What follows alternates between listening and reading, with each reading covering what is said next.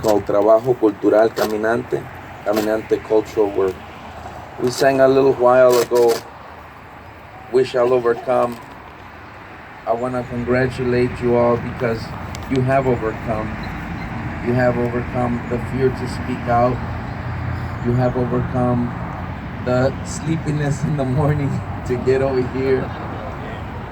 You have overcome the believing of lies, and you have overcome the mental and moral laziness of just saying, oh, it's my government, they must be telling the truth. You're here for many years. We've all known each other. We've been doing that work in the margins, that work in the heart of the country, in the heart of the country. I want to close our reflection a little bit by mentioning the crime that war is, that Martin Luther King Jr. mentioned in his talk, and to encourage us to continue, just like the mothers of the Plaza de Mayo in Argentina in the 70s started, three women every Wednesday at 12. By the time of their height, they played an incredible role in the transformation of Argentina when the dictatorship finally collapsed. So please continue as we're sitting here, as we're standing here, as we walk the stations of this crucifixion, because this is the crucifixion right here. This is the murder of working people. I think we need to change our language and our understanding. There are no poor. There aren't any poor. The word poor in the gospel has a totally different meaning of what we're living here. What we have today is the impoverished, the ripped off, the assaulted.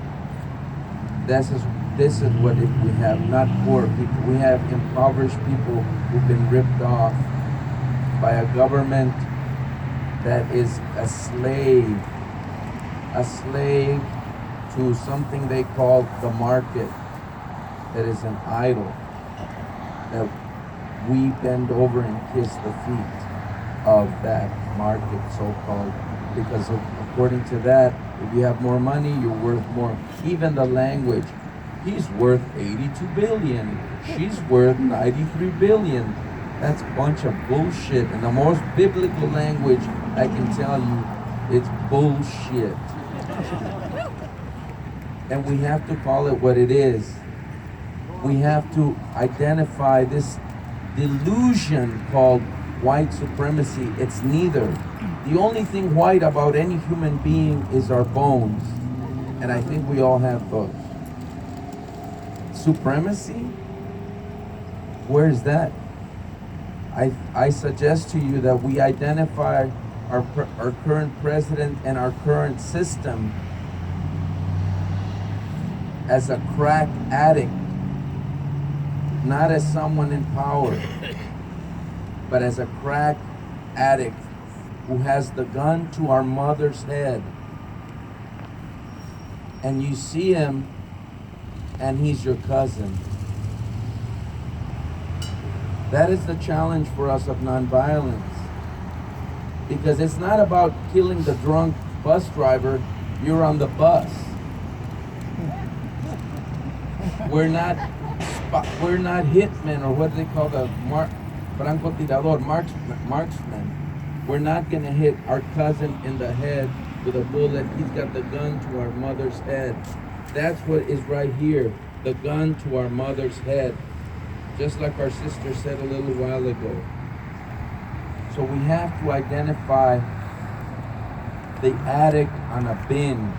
It's a very different attitude, isn't it? Than if we, oh, that guy's the evil Trump or Bannon or whatever the hell the next addict is. We are dealing with our cousin who's an addict, crack, and that crack is called the so-called market. And the war is nothing but a rip-off game against us. So I think I want to exhort to you that we change of how we're communicating with our fellow residents, our friends, our nieces, nephews, sons, daughters, granddaughters, and great-granddaughters. Because we have the power to change. We have to continue this present in steadfastness. And I think that's the word for me of Martin Luther King. Steadfastness. Steadfastness. Steadfastness. Step by step. We'll close with this little song of our new CD titled Caminando. And this little song is called End of War. It goes a little bit like this.